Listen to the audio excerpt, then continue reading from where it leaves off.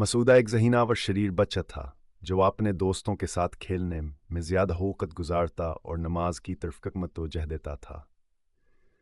وہ جانتا تھا کہ نماز فرض ہے، لیکن ہر بار جب اذان ہوتی وہ کسی نہ کسی بہانے سے نماز چھوڑ دیتا۔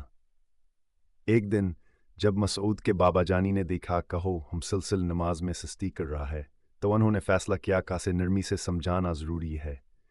وہ مسعود کے قریب بیٹھے اور پوچھا، بیٹا کیا تمہیں معلوم ہے کہ نماز کیوں فرض کی گئی ہے؟ مسعود نے شرارت بھری مسکراہٹ کے ساتھ جواب دیا، بابا جانی نماز تو اللہ کے لیے ہے، لیکن میرا دل کھیلنے میں زیادہ لگتا ہے۔ بابا جانی نے محبت سے اس کے سر پر ہاتھ پھیرا اور کہا، بیٹا کیا میں تمہیں ایک کہانی سناؤں؟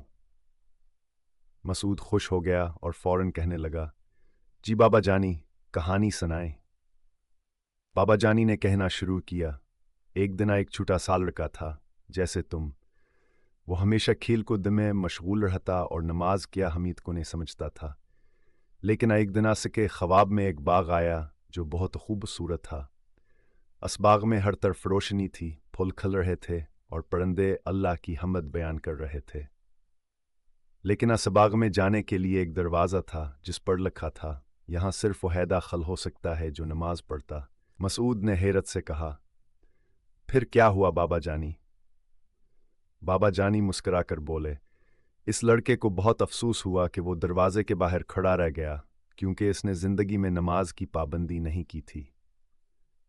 اس دن کے بعد وہ لڑکا سمجھ گیا کہ نماز ہمیں اللہ کے قریب لے جاتی ہے اور ہمیں جنت کے اس خوبصورت باغ کا راستہ دکھاتی ہے۔ مسعود نے غور سے کہانی سنی اور تھوڑی دیر بعد پوچھا، بابا جانی کیا واقعی نماز اتنی اہم ہے؟ بابا جانی نے کہا، بیٹا نماز صرف اللہ کا حکم نہیں بلکہ ہماری روح کی غذا ہے۔ یہ ہمیں سکون دیتی ہے، ہماری دعا قبول ہوتی ہے اور ہمیں سیدھے راستے پر رکھتی ہے۔ اگر تم 5 وقت کی نماز پڑھو گے تو دیکھو گے کہ تمہاری زندگی میں کتنی برکت آئے گی۔ اس دن کے بعد مسعود نے دل سے نماز پڑھنے کی نیت کر لی۔ جب اگلی بار اذان ہوئی تو وہ فوراً وضو کر کے مسجد کی طرف دوڑ پڑا۔ بابا جانی نے خوش ہو کر اسے دیکھا اور دعا کی کہ اللہ اس کے بیٹے کو ہمیشہ نماز کا پابند رکھے۔